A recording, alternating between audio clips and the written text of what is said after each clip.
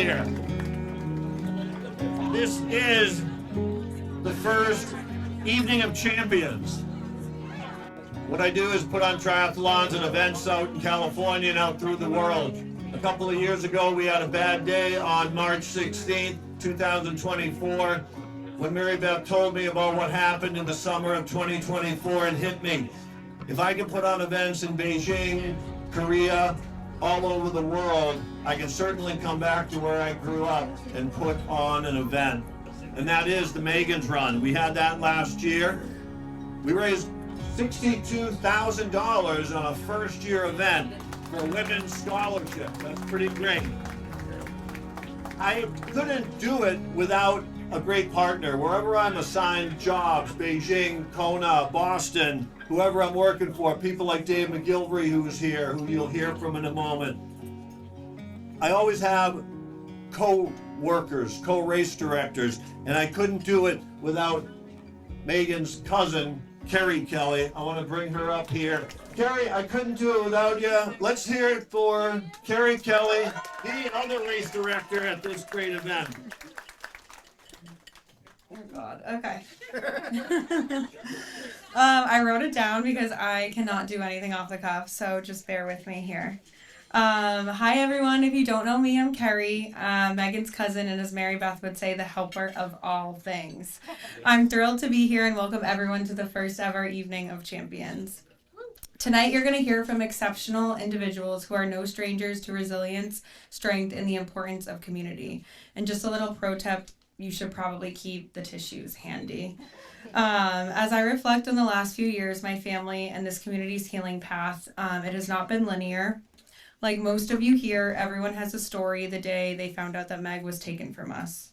I happened to be with Mary Beth, Billy, and Molly in Naples on vacation for a few days when they received the call. To be in that moment with some of the people who were closest to her, if I'm being brutally honest, I would have given anything to not be there. Ever since the news broke that day, it was like experiencing complete and total heartbreak on a never-ending loop. Not only was the absence of someone who is like a little sister to me internally deafening, the loss processing of their sister, daughter in real time was a true nightmare to witness. Pain when you feel it is different, but seeing the people you love go through the worst day of their life in an utterly helpless situation, I'd argue, is so much worse. So yes, I and we have seen the people standing in this room experience overwhelming, deep and dark pain. Although this is true, I have also seen these same people begin to experience true joy, comfort, and happiness again because of the Meghan Constance Memorial Foundation. This community has shown up over and over again with passionate, unwavering, and loyal support. The same way Meg, we all know, showed up for anyone who was lucky enough to know her, like almost too loyal. Whether it be listening to someone cry as they feel inexplicable emotion, offering a meal, telling a Meg story, covering a shift at Spanky's, or simply a hey, checking in text, this community showed up. For instance, this event registration went live on 7:07 p.m. on Monday, March 9th. And by 7:42 p.m., we had our first signups. Shout out to Carol and Andrew Stewart. Immediately signed up. And that's how everyone shows up. Support goes both ways, and we hope by attending these events, not only are you reminded that with this community you can accomplish anything, but we hope that you feel Meghan's presence and legacy stronger than ever when we're all together. So tonight, we continue the celebration of Meg, as we will every day. And to Meg, I hope you know that your legacy continues to make a difference in the world. Since starting the Meghan Constance Foundation, we've received a total of $285,988.54 in donations. We've held a total of 4 events, including this one, starting with Meghan's Sunshine Scramble golf tournament in the fall of 2024. This was our first event ever, and it raised just over $14,000, which isn't too shabby. And then from then we launched Meghan's 5K run, which had an amazing turnout. Sorry, next page. Eric, I'm like, come on, Eric. And for the event's first year, it raised a total of $63,000. Of these earnings, yes. Of these earnings, the MCM Memorial Foundation promised to donate $100,000 to New England College and has fulfilled $60,000 of this promise to date with recurring increments. The fund also started a scholarship, which started as a $5,000 scholarship, and with everyone's help and donations increased to $10,000. The scholarship is awarded to a Cape Cod High School senior athlete that's looking to further their education. Last year, a $5,000 scholarship was awarded to Kaylee Shaw, who went on to attend Union College. And although we are bummed that she can't be here tonight because she's in school in New York, we are so lucky to have this year's recipient with us. So everyone, please welcome Ariana Corso. All right.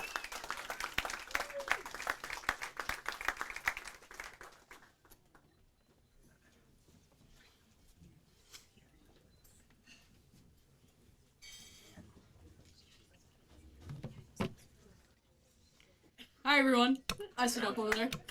I'm Ariana Corso. I'm a senior at Dennis Yarmouth Regional High School. I know the Red Hawks aren't too happy. First I want to say thank you so much for the incredible award. And here's a little bit about me. Growing up in a single parent household taught me the value of hard work, perseverance from a young age. My mom often worked more than one job just to meet ends meet. And living on Cape Cod, where the cost of living is so high, made things even harder for us. Even today, financial struggles are something that my family and I continue to face. Watching my mom and my dad work so hard every day motivated me to push myself and make the most out of every opportunity I've been given. Sports became a major part of my life early on. I first started with soccer, then later martial arts, where I earned my black belt. After taking some time away from sports, I entered 8th grade, which was a very difficult time for me. Being placed in a high school environment at such a young age made it hard to find where I belong. During that time, my mom and dad constantly encouraged me to become the best version of myself. They also reminded me that while they would always support me emotionally, they would not be able to financially support me through college, simply because of our situation. Everything changed for me in the spring of 8th grade when I started playing lacrosse. I quickly developed a true passion for the sport, and for the first time, I saw a future for myself. Balancing academics and athletics taught me discipline, leadership, and resilience. Jumping forward to this year, my senior year, I experienced one of the hardest moments of my life when I lost my grandmother. She was my biggest supporter and truly my best friend. Even through the heartbreak, her loss motivated me to work harder in all 3 sports, which I am now captain of, and the academics even harder. I knew that's what she would have wanted for me. This fall, I'll be attending Mass Maritime Academy to study emergency management, and I will continue my lacrosse and soccer careers, and I will use my education, leadership skills, and determination to build a career where I can help protect others. Receiving this scholarship means more to me than just financial assistance. It represents recognition for hard work, sacrifices, and challenges that has helped shape me into who I am today. I'm incredibly grateful to the family and friends who make this scholarship possible, and especially I want to thank Meghan, whom this scholarship is in remembrance of, whose inspiring story continues to impact students like me. It's truly an honor to receive an award in her memory, and I will carry her story with me as motivation to continue striving for success.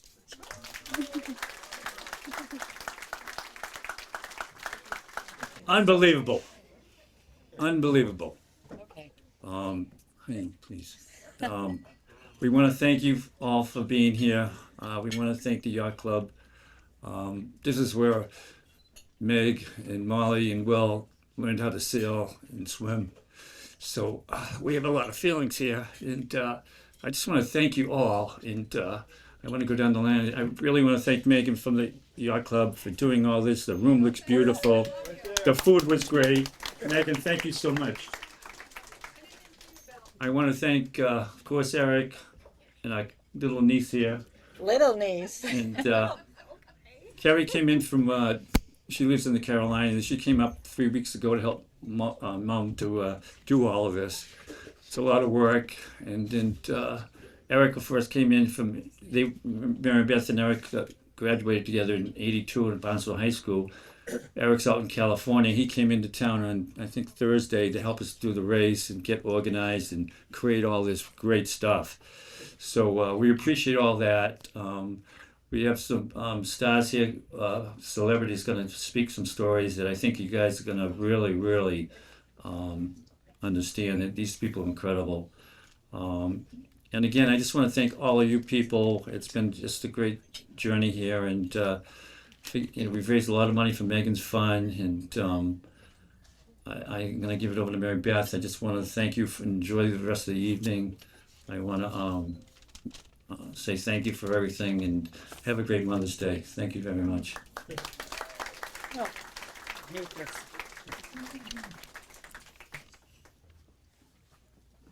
Ah. All right, guys. Good evening, and thank you from the bottom of all of our hearts for being here and supporting our family and Meg's Foundation. We are also lucky to have Meg's family and all of her friends. I have no idea how I would have ever gotten through this nightmare without Meg's amazing friends and this amazing community. There isn't a week that goes by without receiving, I'm going to probably say Emma, a hilarious video, or Tara, a shared story, or just popping in like to say hi. How are you doing? It's and it means the world to us. We always said Meg sure did know how to pick friends, and those friends are for life, and that I am grateful. I am going to share with the room my last phone call with Meghan, and you'll see how she is. Our Meg was amazing, hilarious, funny.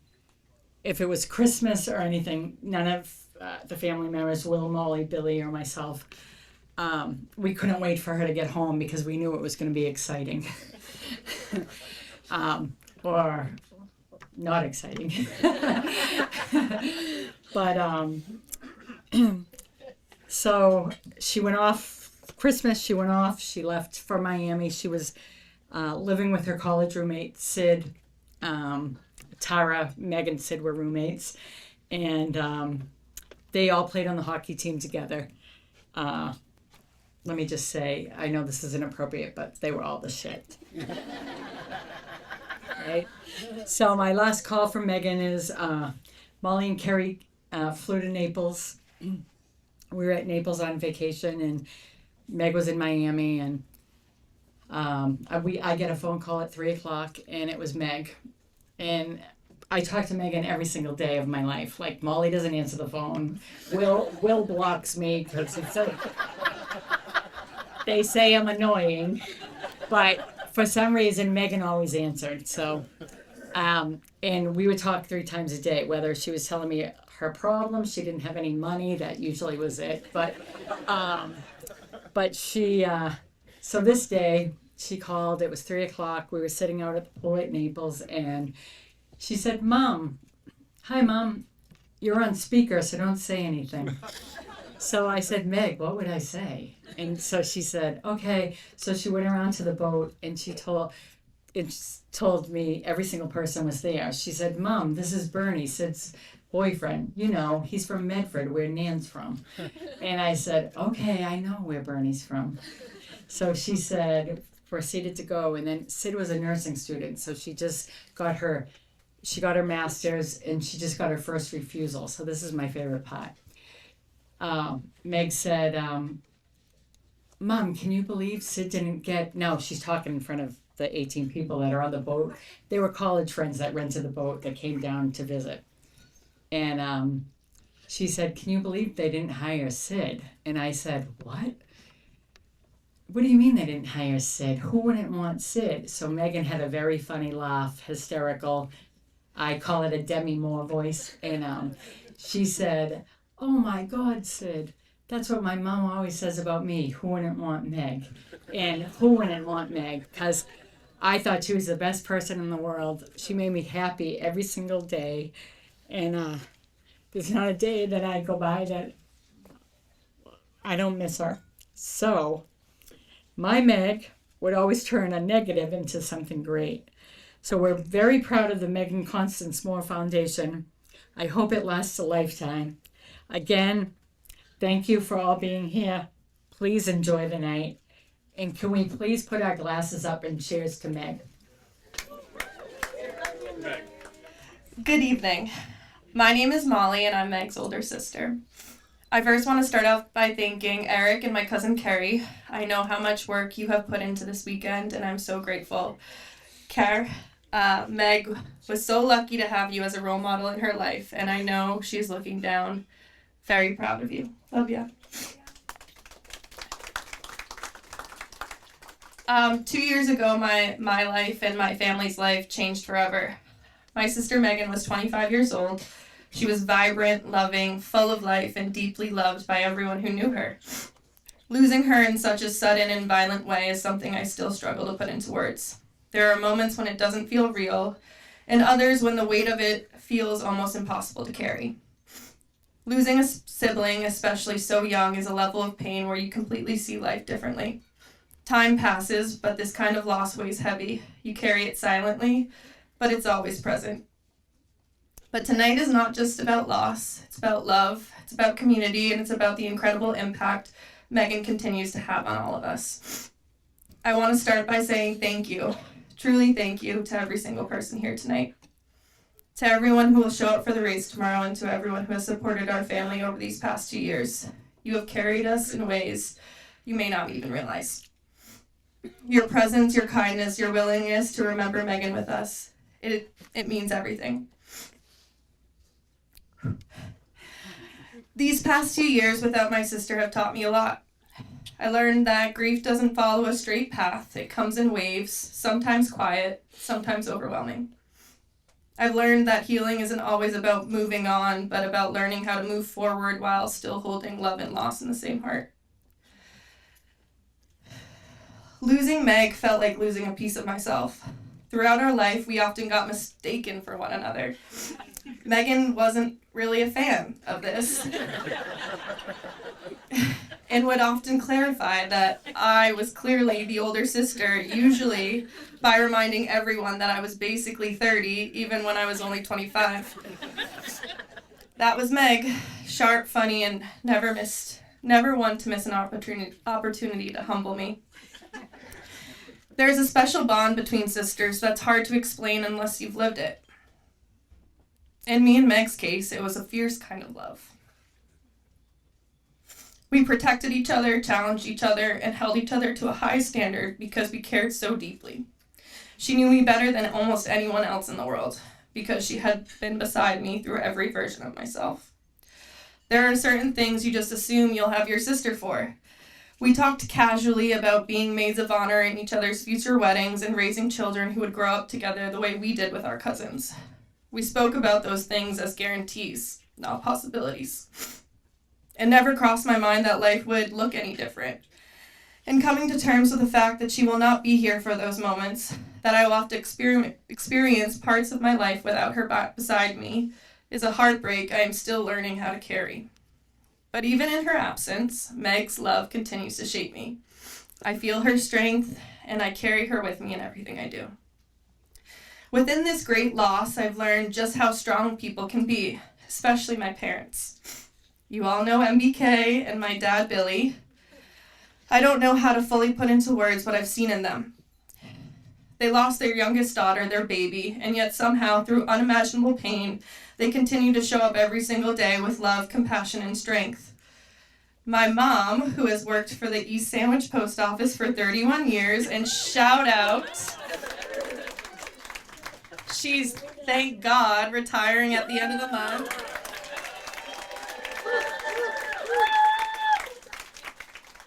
She still somehow has the energy to be the best mom to her children, an amazing wife,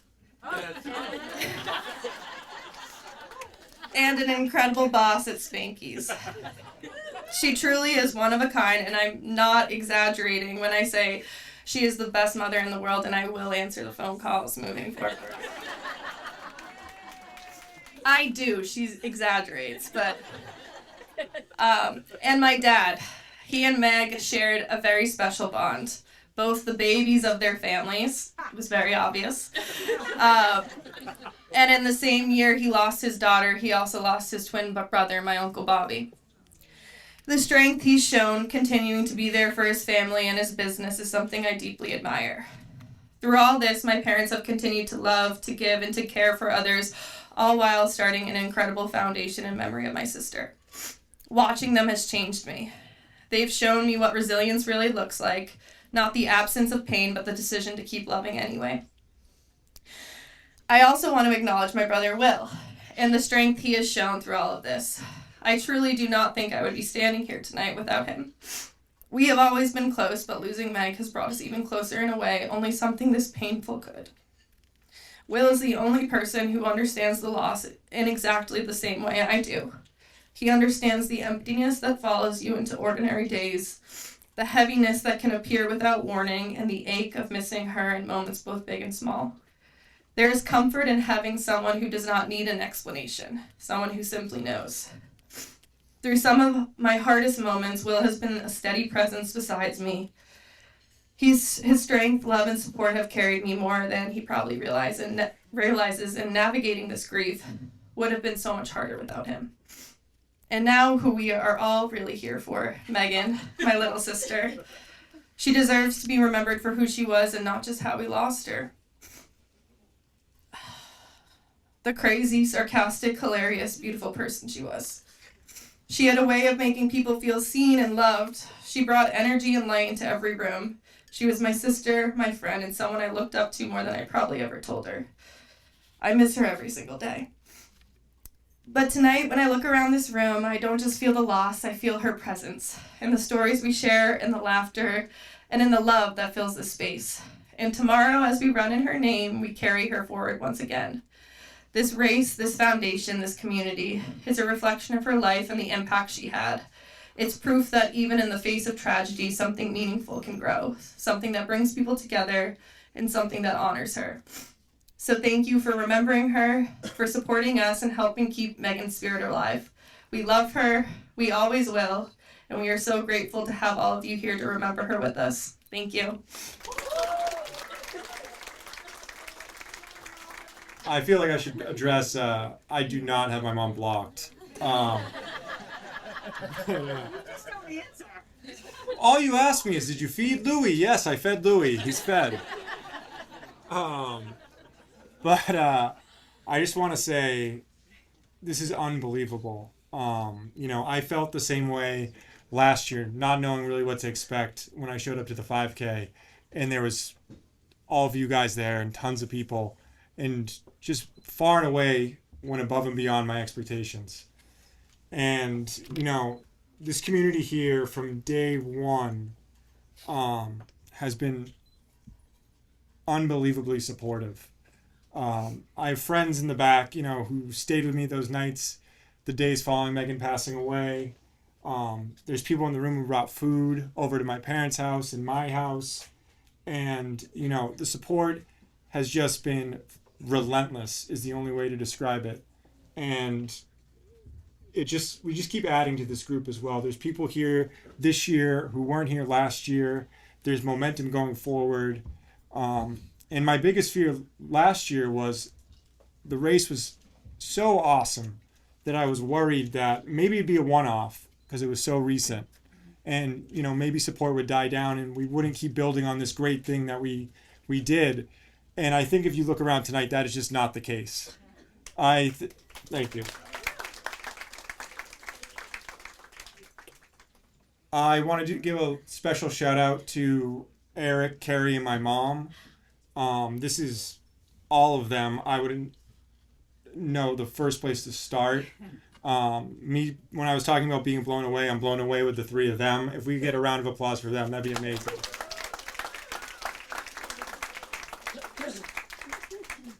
And I don't want to leave out Molly and my dad.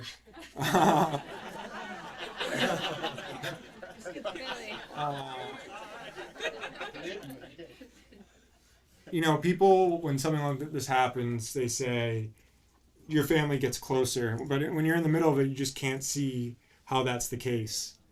But looking back on it, the love that I think that I have for my mom, my dad, and Molly, it's not stronger despite Meghan isn't here. It's stronger because of Meghan and the relationship we had with her and the pain that we know we're all going through. And, you know, the bonds I have with Molly, my sister, as she already said, I love you. I love you. And We're not a hugging family. no.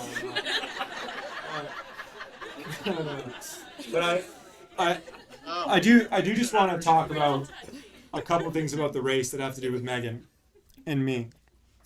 And I really like talking about me. And so the first is, you know, me and Meghan would talk every single day. We would always FaceTime each other, and she would answer, and you're gonna think I'm exaggerating. 90% of the time, she'd be in a towel and had just gotten out of a tub. If you knew my sister, she loved tubs. Like strict. Yeah. She would put a towel on before she answered. And but we would talk, and you know, I'd either be walking my dog or I just got back from walking my dog, and the conversations would start off kind of like silly or pointless, just common conversations that you could only really have with Meghan about what she had seen on Instagram or something crazy she heard that she believed, and we would have these conversations, and you know, eventually, as the conversation went on, I would start talking about something I was worried about or frustrated about or angry about, and you know, Meghan had this way of, you know, giving you courage. You know, she would give you this advice that was kind of like, well, duh, you know, like you'd be trying to work your way around a problem and Meghan would just be like, William, just do it. Like, what are you talking about? And you like hang up the phone and you'd be like, I can't just do it. And then you'd sit there for a second and be like, maybe I can just do it. And, you know, when Meghan passed away, I really, really missed talking to her every day. And there was an emptiness there that I still feel. But if you look around, you'll see a lot of things are purple. And we use purple as a way to rally around Meghan. And purple was my sister's favorite color when she was growing up. And, you know, at first, right as it happened, I thought it was nice, but it didn't do very much for me. I was so sad and angry, and I just felt this emptiness that it could have been rainbow, you know, and I wouldn't have cared what color it was. But about 6 months after Meghan passed away, I moved into this new apartment, and it was on East Broadway in South Boston, and they had just had the Southie Christmas parade, and every light post outside my door had a purple bow on it. And I thought, wow, that's a crazy coincidence. And then the next day they cleaned everything up and every bow was gone except the bow that was on the light post right outside my door. And, you know, it would be the first thing I saw when I left the house, and it would be the first thing I saw when I came home.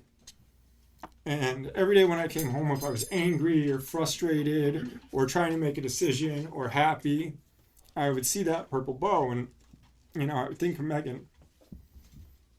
And, you know, sometimes, eventually the bow was gone. It couldn't stay there forever. The bow.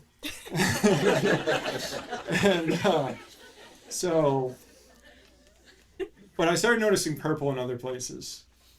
And, you know, the amount of times I've been driving around and looked out my windshield and saw and been worried about something or frustrated about something and looked to the horizon to try and find something purple, and I would find it.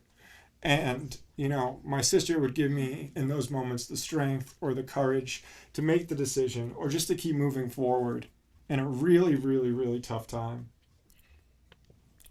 The last thing I want to say before we move on to the speakers that we have tonight, and I'm so, so excited for the speakers, is my favorite thing about the race last year was leading up to a race a year in, there's a lot of events that, whether they were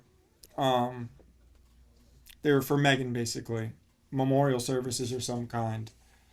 And I would leave and I wouldn't feel the spirit of Meghan at them. I would leave and feel just as empty as when I went to them.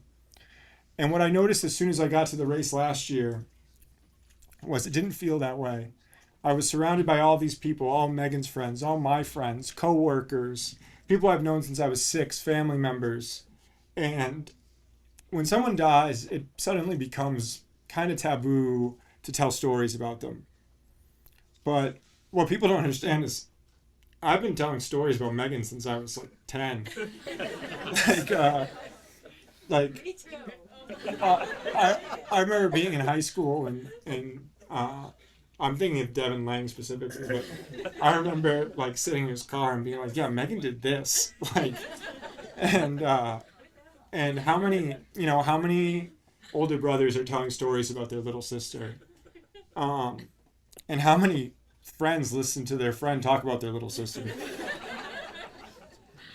But I really miss telling stories about Meghan.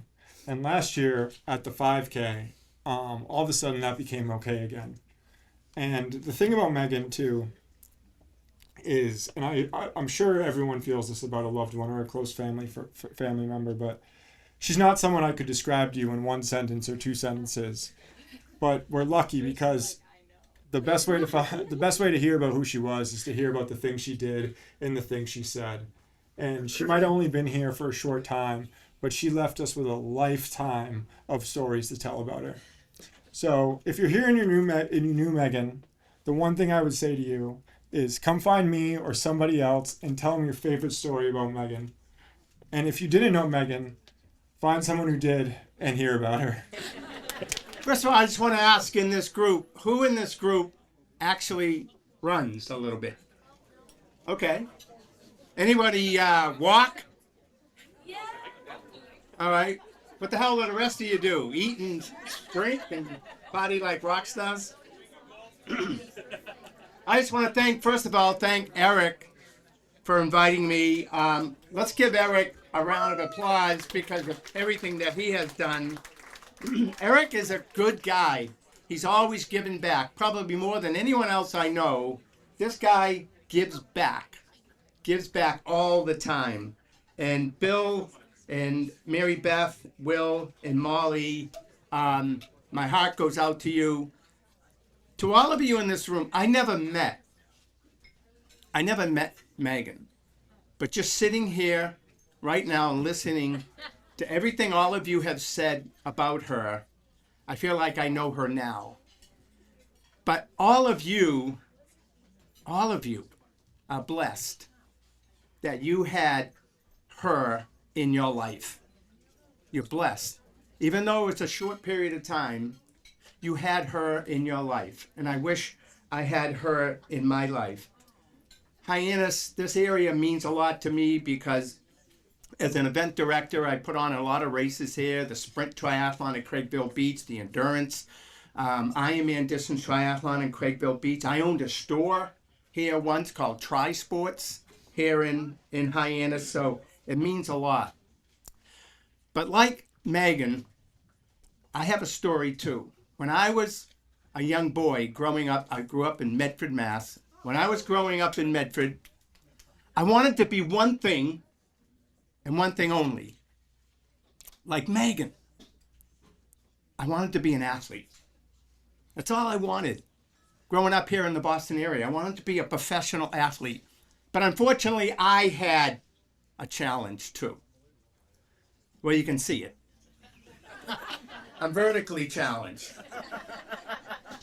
So I was always the last one cut when I went out for teams, and I was always the last one picked when my friends picked sides. And you know what I learned at the ripe age of about 12 or 13? I learned the concept of rejection. Rejection. That's debilitating. Nobody wanted me. Nobody needed me. And I went out for the high school basketball team, and I was cut. And the coach comes up to me, puts his arm around me. He looked down at me. Well, everyone looked down at me. He said, "Dave, if you were 5 inches taller, you'd be my starting guard." I said, "What? Coach? If I was 5 inches taller, I thought it had to do with ability level, not how tall you were." So I challenged the center to 1-on-1 to 21. He was 6'5". I was 5'4", 0.387 on a good day, and I beat him. A defining moment in my life. I beat him. And I threw the ball off the court, and I said to myself on that day, I will never, ever, ever allow anyone to tell me I'm not good enough, that I don't belong. And I went home. I put a sign over my bed, and the sign said, "Please, God, make me grow." Well, he must have been on vacation, because he certainly didn't make me grow. Or did he? Or did he? And I look back on my life in retrospect and I said, son of a gun, he did make me grow. He made me grow in so many other ways. He made me grow morally and ethically and spiritually and intellectually. He made me grow internally. Because that's where it's happening, is who you are inside. And that's what I hear about Meghan tonight. Who she was inside. That is what and who defines you as a person. So what did I start to do? I started to run. Why? Nobody can catch you from running. You just go run. Bye-bye. And I've run 165,000 miles since. I've run 174 marathons. And so then, when I was 12 years old, I ran 12 miles on my 12th birthday. When I turned 13, I ran 13. And 14, 14. 15, 15. When I turned 50, I ran 50 miles. When I turned 60, I ran 60 miles. I'm 71 years old now. I've been running my age, my birthday, for 60 years. People say to me all the time, what the hell are you going to do when you turn 90? I said, well, I don't know. First of all, I want to be breathing, and then I'll get out of bed. But I have a motto in my life, and the motto is, it's my game, so it's my rules. It's my game, it's my rules. It's your life, it's your rules. You decide what you want to do, what works for you. Don't ever allow anyone to tell you that you can't or you shouldn't. It's your game, so it's your rules. Then, when I turned 17, I heard about this event in Boston, and I called my grandfather up, who lived right near the Boston Marathon course. I said, Grandpa, I'm going to go run that race in Boston. He goes, oh, they call that the Boston Marathon. I said, oh, that's a good name for it. I'm going to go run it. He said, okay, I'll meet you at the 24-mile point. I said, fine. My brother drives me to the start. I take off. I'm running. I get to the hills in Newton, and bam, down I go. Flat out in the hills. I got taken to the Newton Wellesley Hospital in an ambulance. I get to the hospital. I call my parents. They picked me up. They drove me home. I called my grandfather. No answer. Call him again. No answer. Finally, 9 o'clock at night, he answers the phone. I said, Grandpa, where have you been? He goes, Dave, where have you been? I've been waiting for you all night. Old man Johnny Kelly runs by. The street sweepers go by. No Dave. Yeah, I know. I quit. He said, you what? I said, I failed. He said, no, you didn't. I said, no, what'd I do? He said, you learned. I said, great. What'd I learn? You learn you cannot go along in life and set reckless goals. You had no business being in that race, and you know it. I said, you're right. He said, I'll cut another deal with you. I said, what's that? He says, you train for it next year. Well, there's a novelty. All right, I'll train for it. I'll be here next year. Deal. 2 months later, my grandfather died. I said, I got to do this for Grandpa. I turned 18. I was possessed. I was doing this for Grandpa. I was running 120, 130 miles a week. I'm going to do it. I'm going to do it. And the day before the race, April 1973, I got sick. My parents said, you can't run. I said, I have to run. The newspapers are saying, Dave, running in memory of Grandfather. I have to run. They said, you're too sick. I said, can you give me something that very few other people have ever given me before? What's that? A chance. A chance. Isn't that all we ever want in life? Is a chance to do something, to accomplish something, to have an impact, to make a difference? They said, okay. Drove me to the start. I take off. I'm running. Awful. They were right. I shouldn't be in this race. I kept going. I got to the point where I dropped out the year before. I'm doing the survivor shuffle over the hills. I get over the hills. I finally get by Boston College. I get to 21 and a half. Bam! Down I go again. Dropped out of my second Boston Marathon. I want to be an athlete, and the last one picked, the last one cut, drop out of my first Boston, drop out of my second Boston. I'm sitting on the curb, my head in my hands. Can you say loser? Because that's what's going on in my head.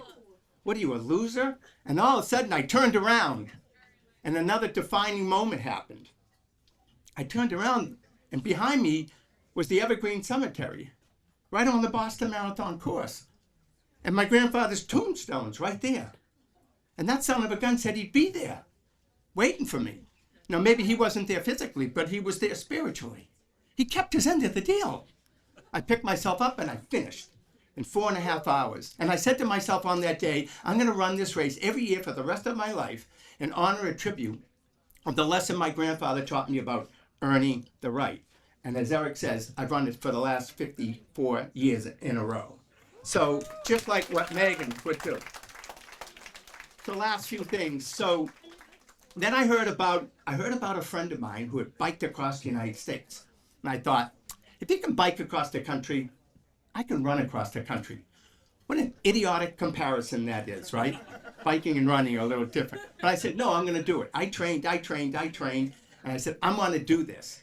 So I decided to do it for the Jimmy Fund, the fundraising arm of the Dana-Farber Cancer Institute. So I did it for the Jimmy Fund. And I went into the Jimmy Fund clinic and I saw those kids.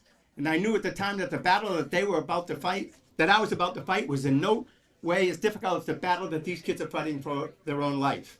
And like Mary Beth just said, I saw a sign in the Jimmy Fund clinic. And the sign said, God made only so many perfect heads. The rest of them have hair on it. And I thought, that's a powerful message, right? That's these kids turning a negative into a positive, just like Meghan did, turning a negative into a positive. So I just said, I'm going to run across the country for these kids. And I did. Ran from Medford, Oregon to Medford, Massachusetts, 3,452 miles in 80 days. Oh. Averaging 45 to 50 miles every single day. And guess what? When I was a kid, I wanted to be an athlete. I wanted to play second base at Fenway. Well, I finished that run inside Fenway Park in front of 32,000 people, right? Now, if I wasn't going to play in Fenway, I'm going to run in Fenway. And I did. And I've done all these different things since. I ran up the East Coast of America. I've done 24-hour swims, 24-hour bike rides, 24-hour runs. I did the Ironman 10 times, running for charity. Did the World Marathon Challenge, which is running 7 marathons in 7 days on 7 continents. All of it to raise money for charity. So that's really where it all comes down to, giving back. So I just want to say to all of you, you're giving back to their family. They need you. They need your support. And that's what you're giving them. And I'm so proud and honored to be here to do that with all of you too. Thank you. Obviously, all of the speakers that have been talking tonight have been amazing. And truly, I'm going to try not to cry, but my heart goes out. Life has its challenges. We all have them. Some of us have different ones. Might be a little bit more severe at times, but we all have them. And to tell you a little bit about myself and what happened, I grew up in a little town of Drake, Massachusetts. Do you guys know where Drake is? Not everybody knows where it is, even if you're from like Lowell. But growing up in Drake, I was just your normal child. At least I thought I was normal. And, you know, I went to our local college. I went to UMass Lowell. As life went on, I learned who my true friends were. I went into the real estate business, and I loved life. I lived in California for a few years. I lived in Florida for a few months. And I just loved to be active and go on and do everything. And although I've never met Meghan, I feel like there's a connection there because I know that she loved life. And hearing these stories tonight really make me understand who she was, and I feel connected. I also have another connection is that one of my good friend's daughter went to college and played hockey with Meghan. So when everything tragically happened, Katie Donahue, when everything tragically happened, I heard about it pretty much immediately from her mom, Mary Beth, as well. And, you know, it's one of those things that happen in life where tragedy really happens without a warning. We don't have a clue. And that day on April 15, 2013, I was just doing something that I had done year after year after year. And I do blame my friend Mary Beth a little bit for it because she runs the marathon every year. Well, she ran the marathon many times. And that year, she did not run. But it was something that I enjoyed going in and sharing on the different runners. And I just happened to go to the same spot that I'd been year after year after year. It was a beautiful day, and I just happened to draw the short straw. I happened to be at the second location, the second bomb that went off. And it was a matter of seconds between the first one going off and where I was.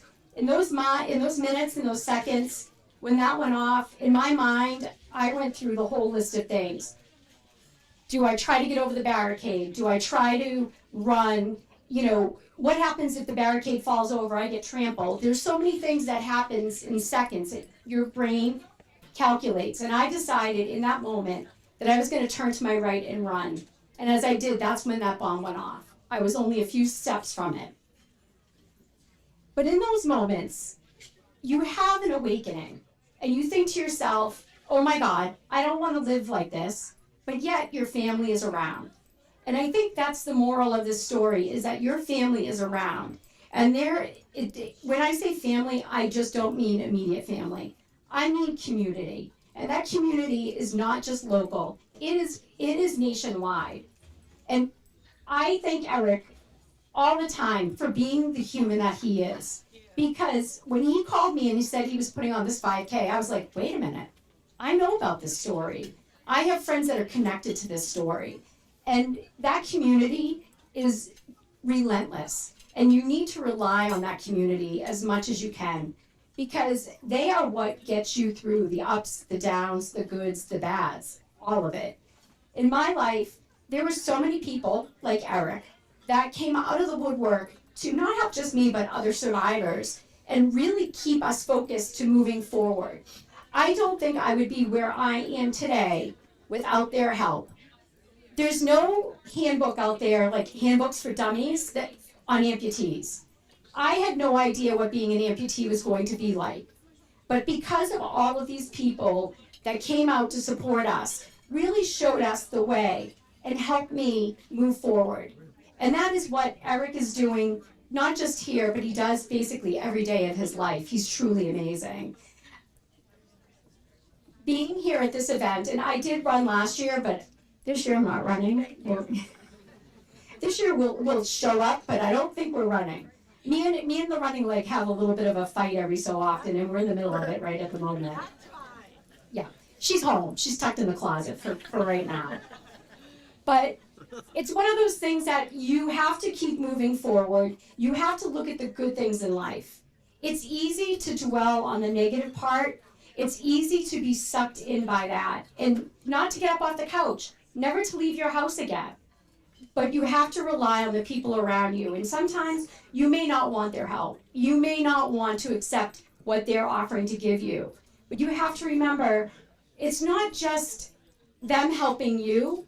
You accepting that help is actually helping them too. Because these others go through just as much trauma as you are. They have lost that person as well. But if they can help you get through this, you're helping yourself and you're helping them. And I experienced that. It was very difficult early on for me to accept people offering to do things for me and just being there. But you have to get through it and allow them to do it, because life does get better, different, but it gets better. And you have to understand how to navigate to that point. And I think doing these different things, such as this dinner tonight and doing the 5K, will help get through it. And I hope and I pray that each year it gets bigger and better, because I truly believe the work that they're doing through Meghan is amazing and will help so many other kids not only get a scholarship, but also realize how to pay it forward. And I think that's what we all need to do. I do public speaking to be able to pay it forward, because I don't know how to repay all the people that helped me. But I think sharing the story, being there for others, and helping out is the only way to do it. So, God bless. Good luck tomorrow, everybody. And maybe I might walk it, but I don't know if my friend Mary Beth is allowed to do that. So we'll talk later. Enjoy tonight. Enjoy the rest of the evening. Enjoy tomorrow. Happy Mother's Day to all. And here we go, Meghan. It is so incredible to be here with everybody. Thank you for the invitation and connection. It's through one of Meg's cousins, a connection with Meg's cousin's girlfriend. Which is wild. I grew up watching her grow up in the Berkshires, and so the invitation when we started talking about Meg and I started learning about her, I'm raising 4 little hockey players, and so there was like this instant kismet connection, and being able to be here, you can feel her ripple and the impact that she's made on so many's lives.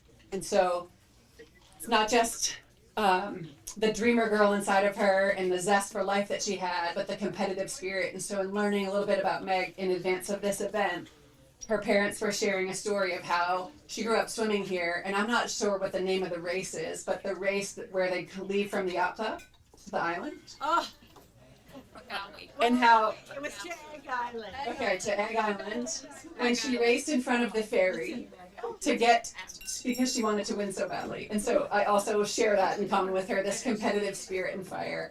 And so while she found her home on the ice, I reached out to a friend who lives out here, and he's a writer, worked for the newspaper in the town that I grew up swimming in. And I knew that he lived local, and he says, "Oh my gosh, I remember her." And I had only heard of her hockey through our conversations, but he said, "Oh, she was an amazing field hockey player too." And he covered her story there. So it was all these different connections and learning more about her, but that story of racing across in front of the ferry, but she said she had it covered. Yeah. That's what she said. Yeah. What she said was, Billy, she walked in and Billy goes, "Meg, the captain just called me." And Megan's like, "What, Billy?" "Oh my God, I had plenty of time." Billy's like, "Well, the captain was really mad." She's like, "He's so annoying." And she said to me, "I won." She got it. We won. Oh my gosh, that's so fun. So her competitive spirit and fire, just connect with that. And so in this connection, the hockey world is small, and I know, Billy, you shared a little bit about your journey. And I'll say that it becomes a really the hockey world is small and full of good people, and also with a little crazy inside of it. Yeah. We love that. So I never imagined that I'd be raising. I have 4 daughters, and none of them chose swimming. They all play ice hockey. And so I never imagined that would be our path. But that's life, right? Like the curveballs come, and there's not, things happen in ways that you don't quite expect. Samantha? Yes. Can I interrupt? Yes, please. That's the best thing that they could do. Ice hockey is the best. Yeah. Yes, I'm learning. I know swimming is too, but It is absolutely amazing, and it's taught me an incredible amount as well. So life's twists and turns. I also blame my Canadian husband. So, that part of it, being Canadian and raising ice hockey players, that makes sense. So here we are, right, in this journey that we're on. And I will say that, the curveballs that life throws, I had plenty of practice in pursuit of the podium moment. So I grew up on the North Shore in Massachusetts, and I had plenty of practice with curveballs being thrown my way. So I took a year off after high school to train for the Olympic trials that were in 2000. Yeah. And a year out, it suffered an injury in my shoulder. And so moved through that, got to the Olympics. We won a gold medal. I was part of a gold medal winning relay.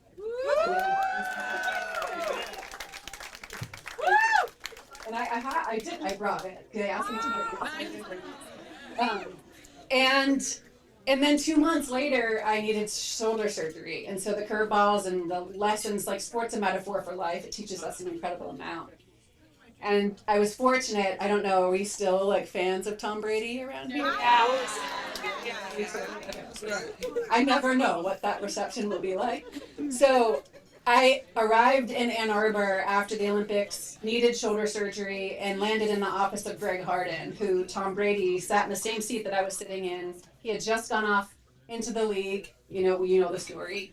And Greg, I was not really receptive to help, but I needed it. I was in a dark space. And so it was through those conversations and him sharing that this guy named Tom Brady, who wasn't Tom Brady that we know today, Brett Bledsoe hadn't got hurt yet, but he had sat, and Desmond Howard had sat in the same chair that I was sitting in. That was the opening I needed to receive the help. And so through that work with Greg, being able to lean into that work, he helped me understand that I was a human being first, not just a swimmer. And this ability to see myself beyond swimmer, and also introduced me to things like, he didn't use the phrase back then, but mindfulness, and just being able to honor my whole self. That work that we did for 2 years helped me get back into the water, come through my surgery, heal from a pretty dark place when it came to the mental health challenges that I was navigating. But I had no idea that it was actually preparing me for the greatest curveball of my life, which came 13 years later when I had, well, the first challenge was having twins. And I know you're a twin building. We have twins in the room. We have a twin mom in the room.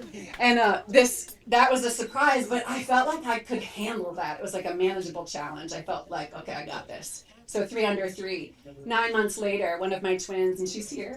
And this is the first time sharing in front of her, but her team, well, to talk about this, they just came back from nationals, and we were also talking about how many overtimes was it you told me? When, 7. Were you on the team? So we did 7 overtimes. 7 overtime. I'm like, that I don't know which story. They lost their game with what the goalie thought was an icing. That was tough. But 7 overtimes? I don't know. Yeah. Anyways. You know, 7 overtimes. That's Can I just say something? Yeah, please. It was kind of like, you can't even believe it. It was the most amazing, incredible, right? So 7 overtime. So we arrived at the rink at 7 a.m. We left at the rink at 2 p.m.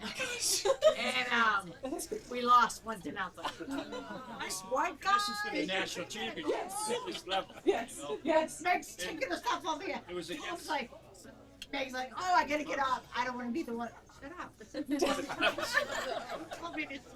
I love this. So 9 months later, coming back to a little bit of the heavier stuff, one of the twins was born with a congenital heart defect, and so that was the hardest. I mean, one of the most intense experiences of my life, the brutal curveball that you didn't see coming. And so we were very grateful up at Children's. We were back in Massachusetts, and her surgery was successful, but post-op she suffered multiple near-death experiences. And there was a 7-day stretch where she was on life support, and I look at you, I'll probably start bawling. Just to have to face and stare death of your child is a nightmare that doesn't have words. And so through that experience and those multiple near-death experiences that our daughter went through at Children's, miraculously her heart healed on that 7th day. The doctor still can't explain it. And she was able to make a recovery and play in a national tournament for hockey, right? 13 years later. So that experience was my cracking open. And so you hear that in Meg's family and those of you that have been surrounding them and holding them up. There's no preparing for it. There's no preparing for that brutal breaking open as a human being. And so you just find a way to move forward. And one of the books that Greg, my mentor at Michigan, recommended that I read a long time ago was Man's Search for Meaning by Viktor Frankl. And in that, he was a Holocaust survivor, and he told his story of, just in reflecting, like, all can be stripped from a man, I'm paraphrasing, except his choice to choose how he responds in any given moment.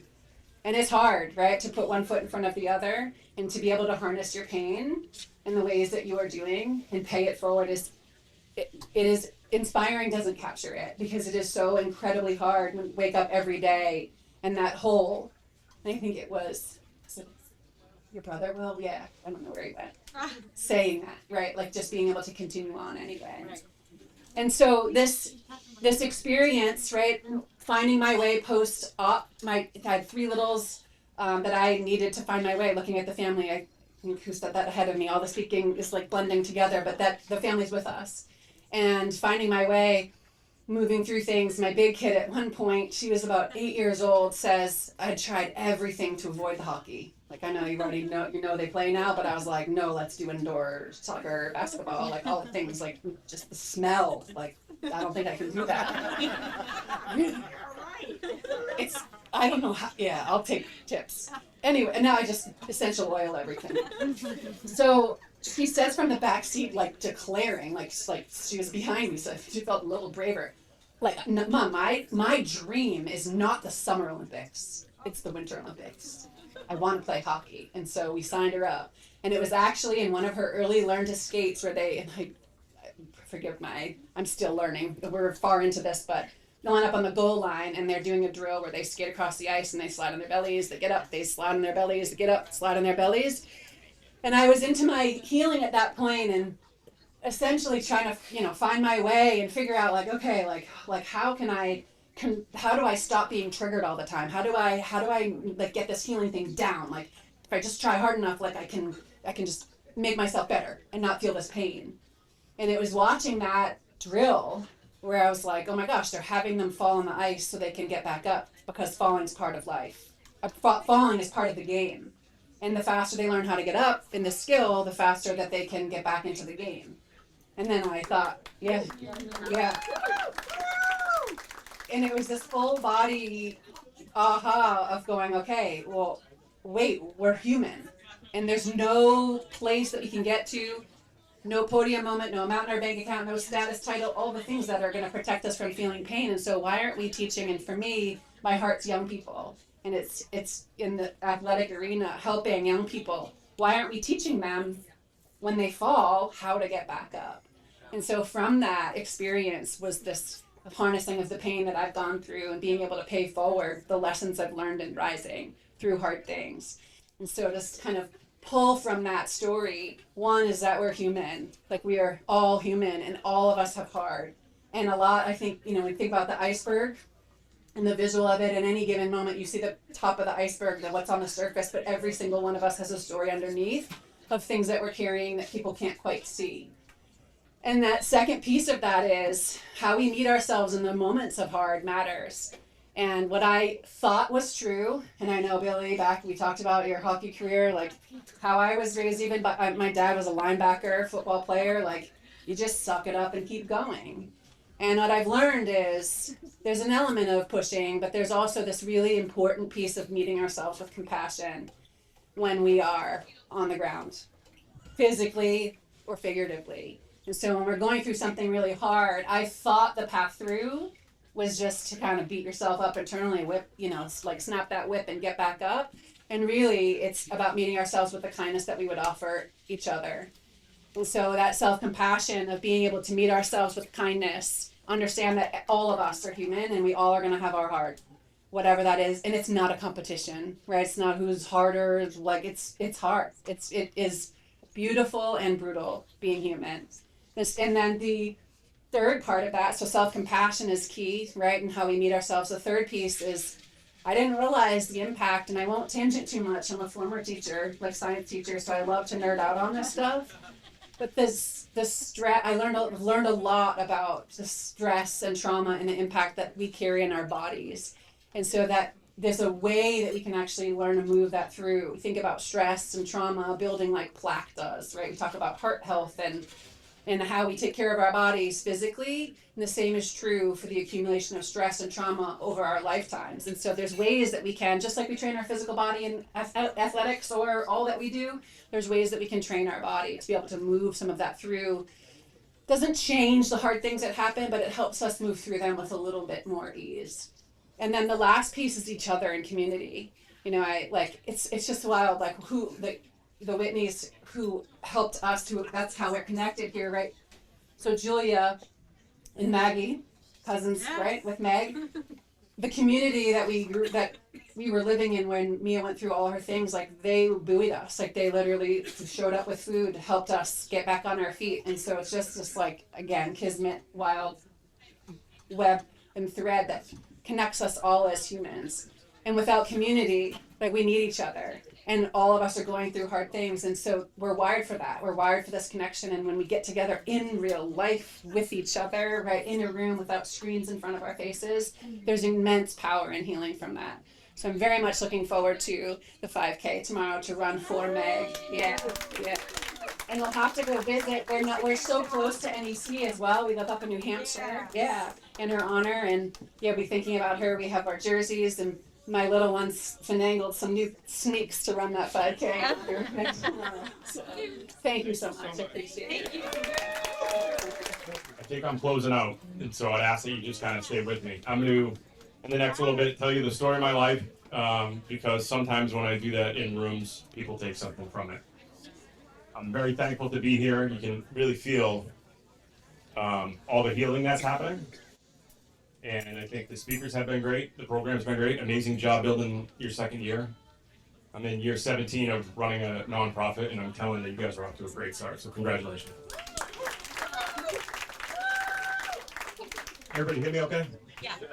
So grew up very proud blue collar kid. Dad's a landscaper, mom secretary. Grew up in the Metro West in a small town, like some of the other speakers. Place called Norfolk, Mass. Doesn't matter. Just small town, farm country. Came up like other folks in the room, you know, dreaming of being a hockey player someday. Probably even at a young age realizing that was a dream, but it was a direction. Very quickly fell in love with the position of being a goalie. You never had to come off the ice, and you got to wear all the cool stuff. And so that was it. Coming up, you can kind of picture it. Dad had the truck, mom had the wagon, one of four. You know, really God-fearing, hardworking. And at that time, the balance sheet wasn't there for me to play on like the Kings, the Terriers, or whoever it is now. So I was just a town kid trying really hard. And my formula was going to be make it really easy, you know? Be a good guy, get good grades, be on time, pick up pucks. And that's, what it was like in my kitchen at my parents' house. So it wasn't really that much of a stretch for us and me.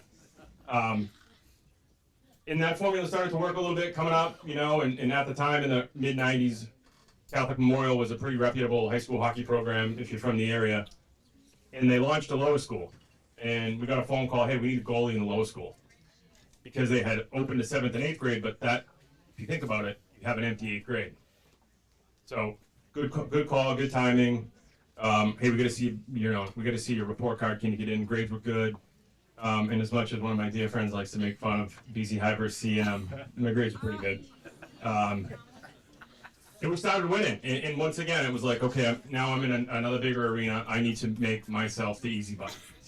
And a lot of good goalies at CM. And I'm very proud to have been one of them. In 1998, we won the national championship. We were undefeated, Gatorade Team of the Year. 7 of 8 seniors went on to play D1 and play against some of the other guys in the room that had that good fortune. I at CM was like the pick up the pucks guy. I would get in the game sometimes, but definitely not a star. And so when guys were getting letters, I wasn't really. And if I was getting them, it was from like D3 schools, and I was really excited. Many don't know this, but actually cross country was where I was getting letters, but it just wasn't a team sport. I'm a team guy. And I just kind of threw those out, entertained Division III schools, and thought about some really, really great programs, but I wanted to be a D1 hockey player. And I had done my best to get good grades, market myself, have a coach who would make calls for me, even if, in stature and all that, I didn't really look like a D1 goalie. I said, screw it. I'm just going to go to a D1 school and make the team. So I go down to Providence. They knew of me, but I had my high school bag, red equipment at a black and white school. And I get there and I'm like, all right, I knew some of the guys, but I wasn't a hockey guy. And the first few weeks, it was kind of like I was just a regular kid. It was fine. It was fun. They had girls. And one of the kids who was the manager on the team came to my dorm. He's like, hey, you play hockey, right? I'm like, yeah, I have my stuff. He's like, I think they're going to have a tryout for one of the backup goalies. So I'm like, oh my gosh, this is it. And I go down and I make that team. I'm a freshman. I call my dad from my dorm room. I was still living with the non-athletes. I said, Dad, you're not going to believe this. He sat down. Yeah. You made a fucking PC hockey team. I'll never forget. He goes, it's a great day to be Irish. I think I could hear the Guinness snapping open. And I love it. I'm telling you, if you've had that kind of experience, suddenly you got everything. Sticks are free, you're cool, you have the jacket, you get the front table at the cafeteria. It was amazing. And oh my God, what a wake up call, right? I mean, you talk about at that level. Practice to me was literally my game, and I loved it. I loved every single second of it. Got into some games that were probably just kind of like a closeout role, and I loved it. I remember my first game I got in was up at Merrimack. We were pounding them. It was like the third period, and I saw like the captain, our friend Jay Leach, whisper to the coach, I'm like, oh, sick. I didn't get in much, so like I didn't really have my stuff on tight, and so they throw me in the game at like a minute and a half left, and I go over to the end of the bench. I'm like, dude, give me a stick, and the guy's like, which one's yours? I go, I don't give a shit, I'll play with the guitar, just get me out there. And we get on the bus, we're driving home from Merrimack, and we're like eating pizza with the guys, we're like gonna go out, and it gets like quiet, and you guys, this is crazy, man. I never thought my first game would be a shutout. I played like 90 seconds. But like I just loved it, and I knew then obviously hockey was going to be my thing. I knew like this was it. But you know you keep dreaming, and you know in my junior year with just an amazing crew, we made it to the NCAA tournament, and we went to Kalamazoo, out to the Kalamazoo bracket where we drew Wisconsin, tough draw. Kevin, are you listening? They had a guy named Danny Heatley, who many of you probably might know of from the hockey world, but we lose that game. We lose 4-1, and that was it. And I remember never being in a room with so many guys crying, like real pain, because we knew not the game, but that was the end of us being together. Guys were going to sign and leave, guys were going to graduate, and that's over. And really, really sad. So we get back to Providence, and guys are like, that's it, we're going to go on a trip.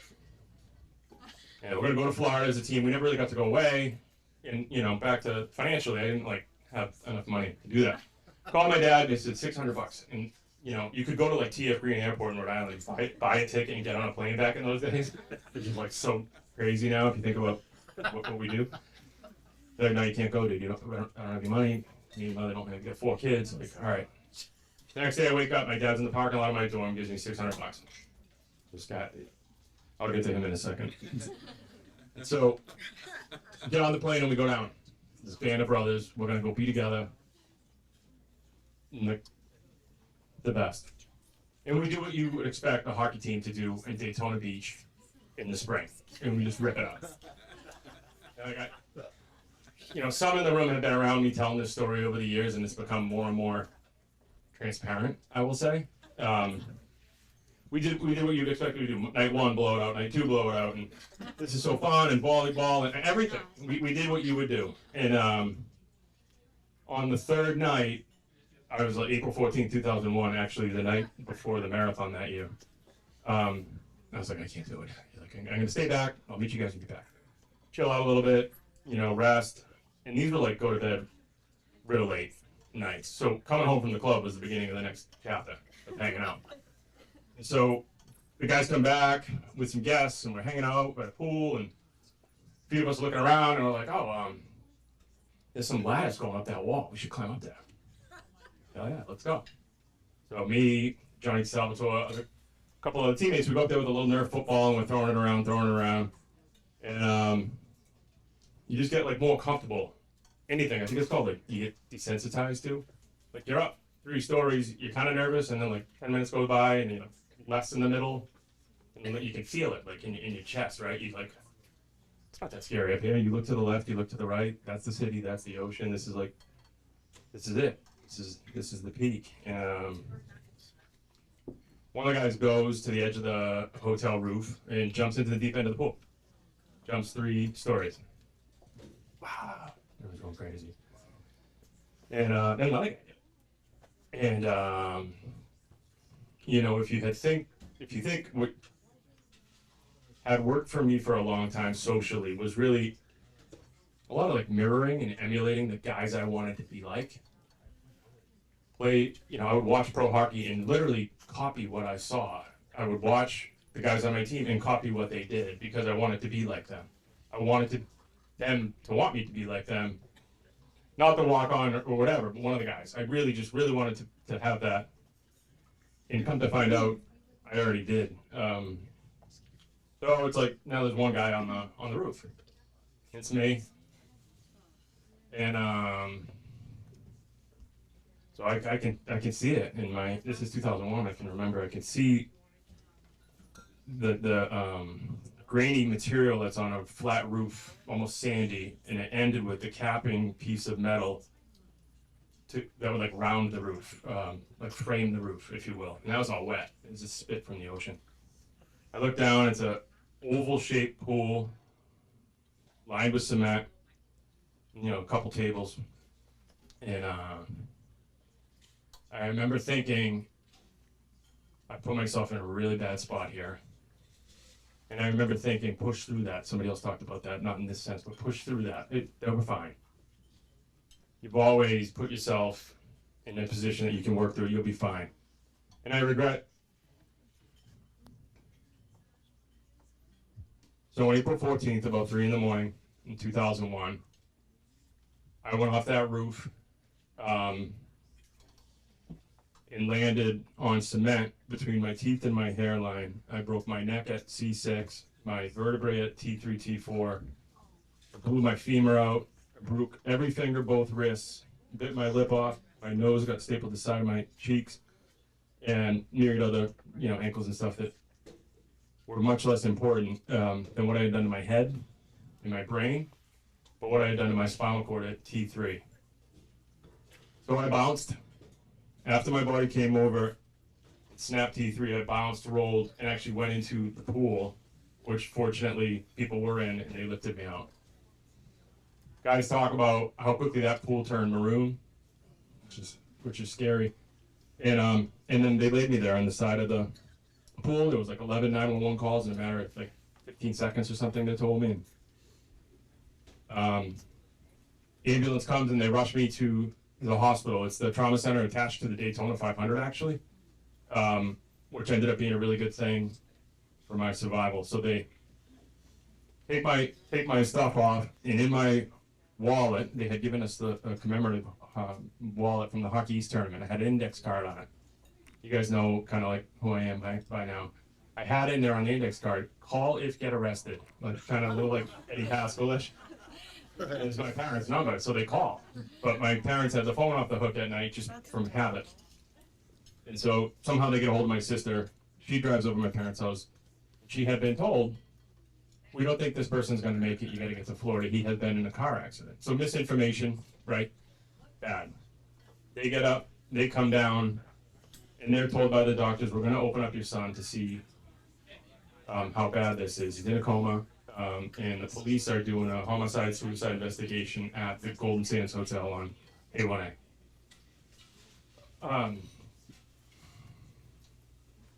So as I moved through a 12-day coma, what I was able to learn was that at first it's your body, but then they medically ease you back because of your ability to actually process and handle. So I'm out for 12 days, and I'm out, and I remember the day I woke up, and my mouth was sewn shut because of the rebuild, which is, like I say sometimes, its own nightmare. So I wake up in a level of hot that I can't really, I'm not smart enough to know what the word is for. And I look to my right, and I see my dad, and he's covered in blankets, like right where you are, covered in blankets. Immediately, like, I knew I fell, I think I broke my leg. Something's really wrong. For me to feel like this and him to be that cold. Came to find out they had the room down at 52 degrees. Because my body going through the shock, and he was freezing, obviously, as a result of that. While I was out, they did 3 to 4 pretty major surgeries. They rebuilt my back and put metal rods into my Adam's apple to my belt, hook over the back to fuse the spine. The next day they put a dynamic screw in my right hip, so basically prosthetic from pelvis to knee. The following day they took skin from my back and built my lip back together, and then there were some other small, wrists and ankles and that kind of stuff.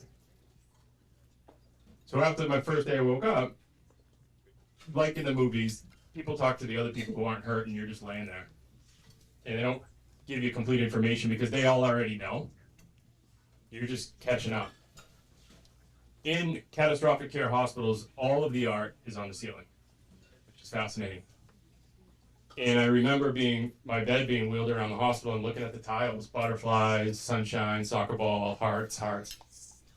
And then I see the sky, and then I see the ceiling of an ambulance, and then I see the sky, and then I see the ceiling of an airplane. And I'm being med flighted from Daytona to Atlanta to a place called the Shepherd Center. Those of you who know the story of the late Travis Roy, he had gone there before me, which is how we knew of it. Then a debt of gratitude for helping us get in there. We didn't have insurance that was supportive of us going, but my dad just said, fuck it, we're going. We'll figure it out. Getting off the jet and into Atlanta, they get me out of the ambulance and they pull me into this another hospital. Still no one's told you what's happened. They wheel this bed into an elevator. And elevators have like those reflective, most of them from an ADA perspective have a reflective mirroring so that someone in a chair can get in and turn around. I see my dad and I see a buddy who at the time played for the Atlanta Thrashers. I'm like, why is he here? It's the season. I see his face I don't recognize except for the eyeballs. My eyes, when you land on your head, often fill with blood, so it was just the blue and the red. But like, I had the hair, gone. My face green, full cast, and kind of like, that can't be me. I haven't been awake for 12 days, so I pass out. Day 2 at Shepherd Center, I wake up to the can you feel this feather needle? Immediately stop lying. Yeah, no, already in denial. This isn't it. Rest. The following day was the day. They moved the bed all the way down to what looked like a boardroom, and the whole wall of the boardroom was like movie screen backlit, and it looked like just all different bones and fragments. You kind of felt like this is like an education center or something. And it's the clinicians in the white coats and my parents and me, and they're talking and therapy, and this will be our protocol, and this will be our blah, blah, blah. Like, Matt, any questions? I'm literally all at the end of the table. I say, yeah. What are my chances of walking again?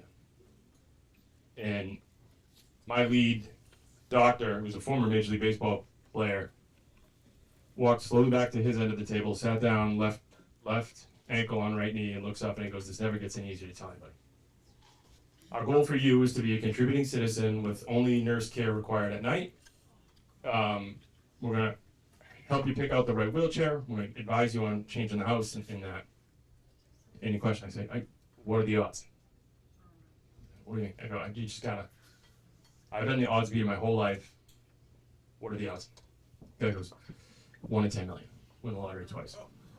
Fuck. 21 years old, junior hockey player, mom and dad, every nickel went to the kids. And I got most of them.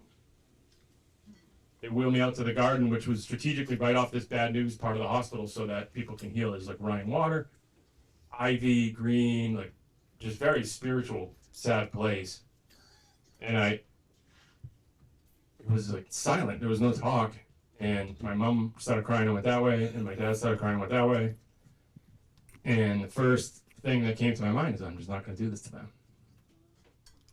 And the level of guilt and weight that was born that day will live forever. And those are, half a week of really, really, really scary bad thoughts. And I think it's okay to talk about that. I think the practical reality of being paralyzed is your ability to harm yourself is pretty minimal.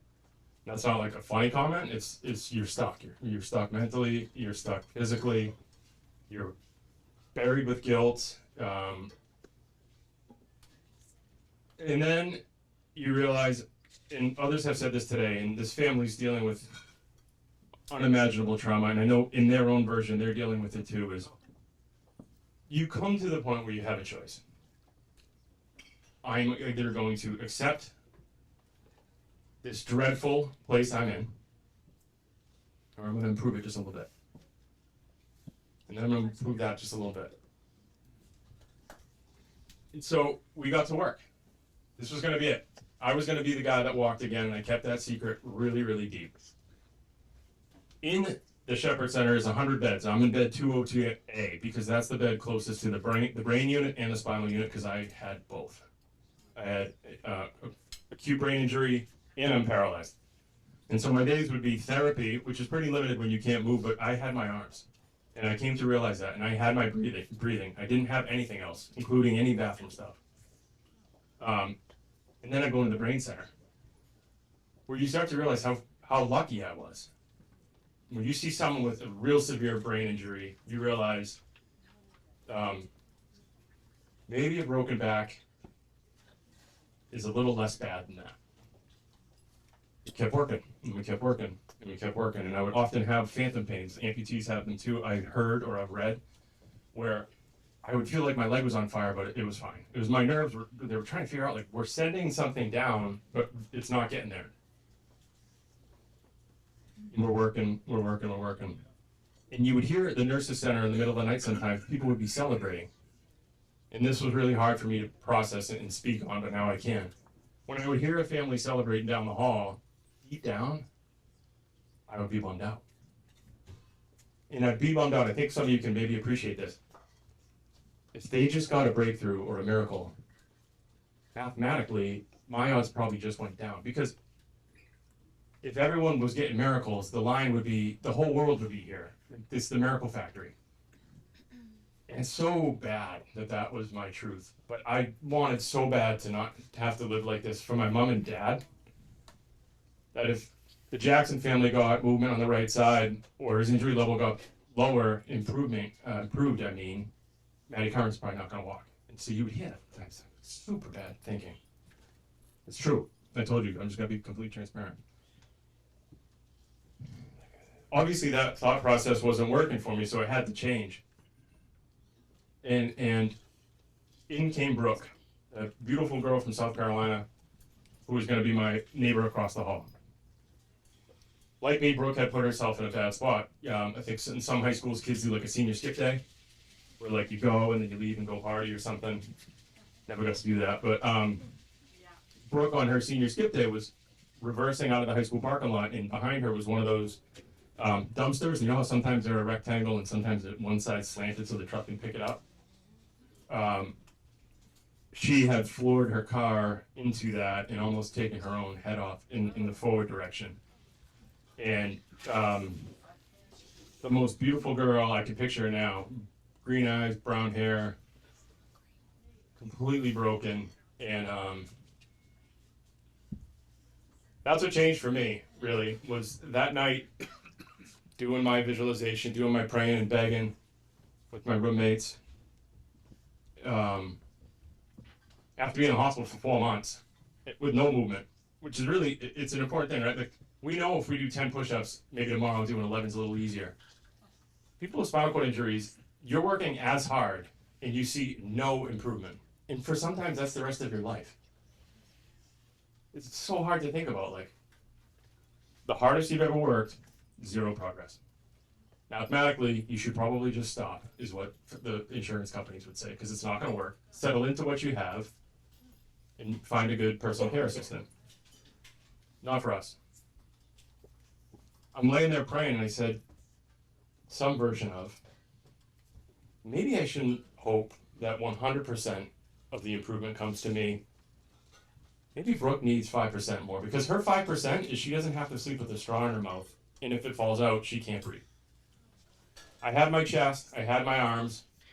I was going to get strong enough to walk out of there on my arms, so that my mom and dad didn't have to sell a house to get a 1-floor apartment or a van. And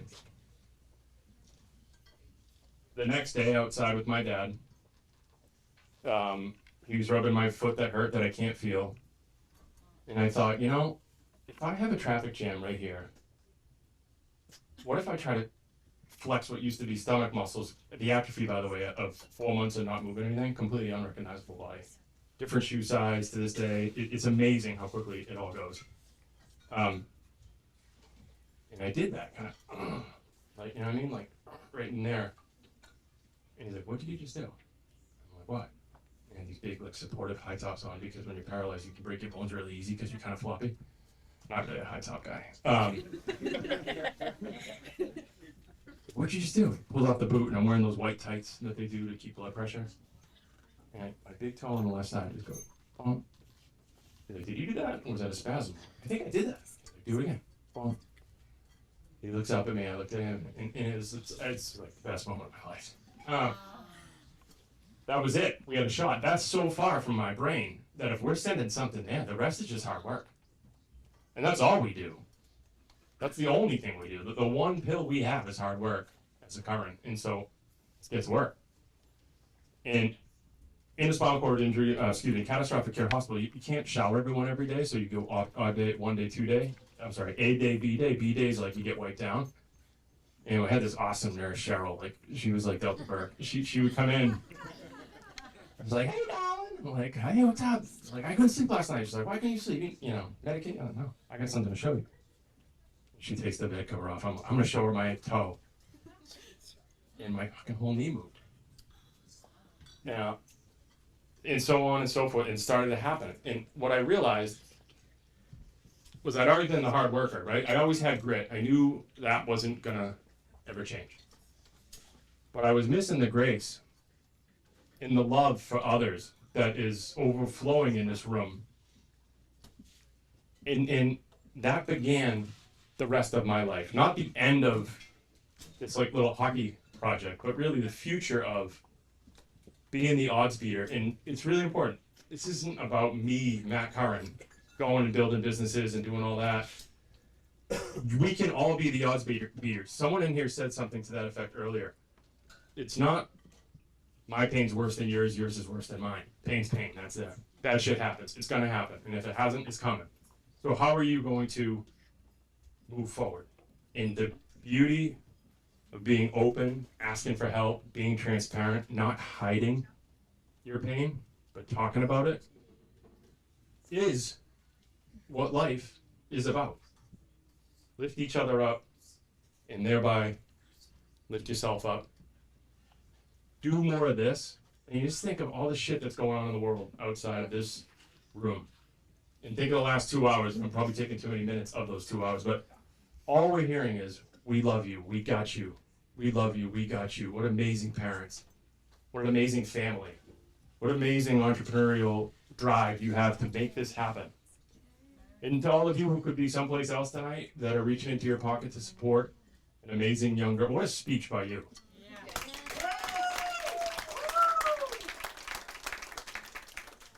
I'll wrap with, I could go on and share more stories about how the marriage of grit and grace has changed and defined my life, professionally, spiritually, as a dad, but I think you get it. I'm honored to be here. I'll be back as a guest next year. And hey, maybe one year. I'm not there yet. Let me see if I can run it. Thank you, guys. I'm Kevin Rooney, but as Meg would tell people, I'm her friend that plays in the NHL.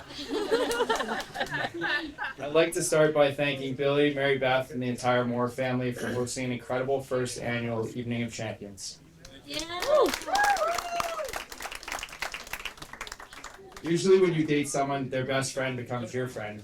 But with Tara and Meg, it felt like I was dating both of them. They were a package deal. Texting all the time, laughing, making fun of me, and truly just living their best lives. That deal had some perks because it kept Tara on the East Coast, which made my life easier. What I didn't realize, though, was it also gave me and my family the chance to meet the Moore family. And wow, I am forever grateful for that.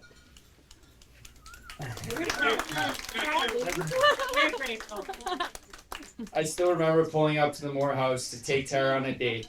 I could see Meg and Molly peeking out the window upstairs. We had never had a boy pick someone up.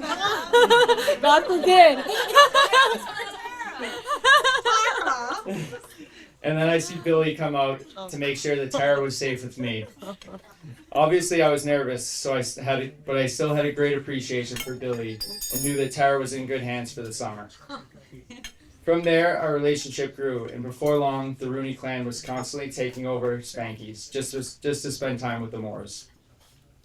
Whether it was when Molly had enough of me and my friends and just dropped off the 30-pack right on the table, or when Will allowed an after party for an entire wedding without any notice, they were always there for us. I would come to see Tara and Meg at work, but usually I'd find them outside on a bench laughing. Meg was someone I always enjoyed spending time with because no matter what, she made me feel at ease. She had this incredible ability to have fun while also being fiercely protective of her friends, and I quickly felt that love. I wish I could tell more of those stories about how she did that, but we all know that they're probably not appropriate. I'm incredibly grateful to be part of the Moore family and Meghan Constance Memorial Foundation. These last 2 years have been extremely tough, and one of the things your family has taught us is that it isn't about moving on or forgetting. It's about carrying Meg's legacy with you, not as a burden, but as a source of strength. It's about showing up on the days that feel hard and finding a way to keep going, not just for yourself, but for others. Wow. So as we celebrate all the hard work that has gone on tonight, just remember that we are building something that will continue to help others and bring people together to make a difference. So thank you. Thanks. Okay. So now it's my time to shine. Hi everyone. For those who don't know me, I'm Tara Rooney, and while I might thank you. Cheers. And while I might not have played in the NHL like Kevin, I did play for a very elite organization, New England College Women's Ice Hockey. I mean, we're really good at hosting house parties and keeping ducks in business. That's what I mean by elite. I was lucky enough to be on Meg and Sydney's team. And somewhere along the way, Meghan and I became more than just teammates, we became sisters. And to everyone from the team who is here tonight, I'm sorry, but you're also welcome for the entertainment we provided. Playing with Meg was truly a one-of-a-kind experience. She taught me that you don't have to take everything so seriously to still be good at something.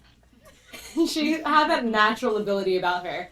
And I seriously believe if it wasn't for that mindset, I wouldn't have loved my last couple of years there as much as I have. Now, it wasn't all the on-ice moments that were my most memorable throughout my college years. It was the moments in between with Meghan. I'll never forget our coach constantly putting us together for team bonding exercises only to separate us every single time because we physically could not take anything seriously. Or our game day tradition at stopping at Dunk's for a coffee and bagel no matter what. Snowstorm, broke college students, didn't matter. Can I interrupt? Interrupt away. Did you need Billy's car? I was gonna put it on there! I go, because somehow Billy's card is always on Apple Pay.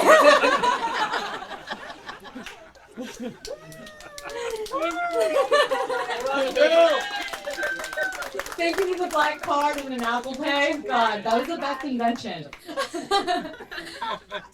And honestly, that's who Meg is. Somehow, someone that always makes every moment fun, every person feel included, and every memory unforgettable. While I could stand here all day talking about our years at NEC, every laugh, every chaotic memory, how we became roommates, and how I basically moved to the Moore house because Meg and I couldn't survive a summer apart. That's really not why we're here today. 2 years ago around this time, my life was about to completely change. I was 9 months pregnant, getting ready to become a mother, while also facing the unimaginable grief of losing my best friend. I remember Meg texting me one day about a month before everything changed and it went like this. It's just so weird, ... Like, I fucking love Kevin. We've been through all the steps together, and now, here you are, and we're having a baby girl.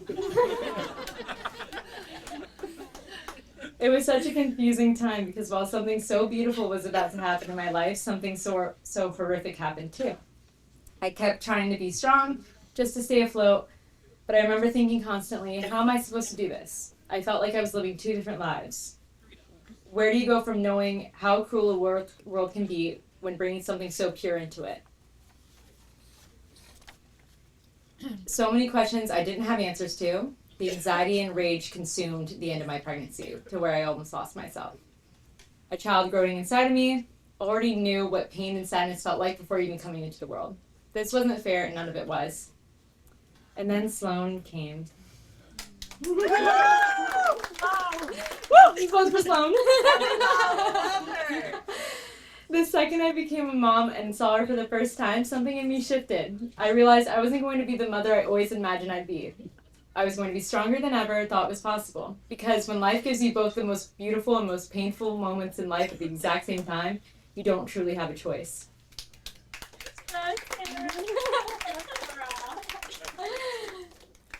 But with becoming a mother also came a kind of heartbreaking guilt I've never expected, because now I can understand love in a completely different way.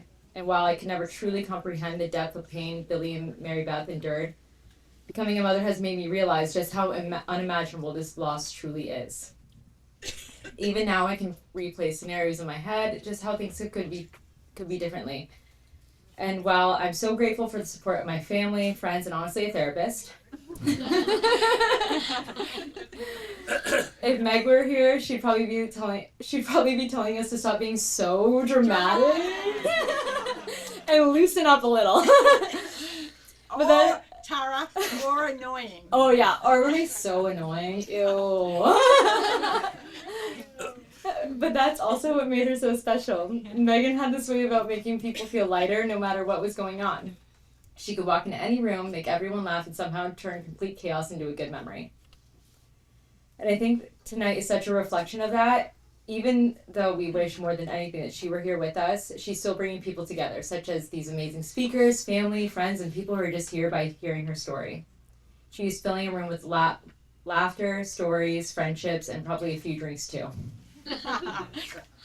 So thank you to the Moore family for letting us continue to celebrate Meghan in the way that feels true to who she was. Thank you to everyone for coming out tonight, supporting the Meghan Constance Memorial Fund, and making sure that her impact goes far beyond what happened to her. So let's raise a glass for Meg, because if she were here, she'd be absolutely judging anyone holding a water.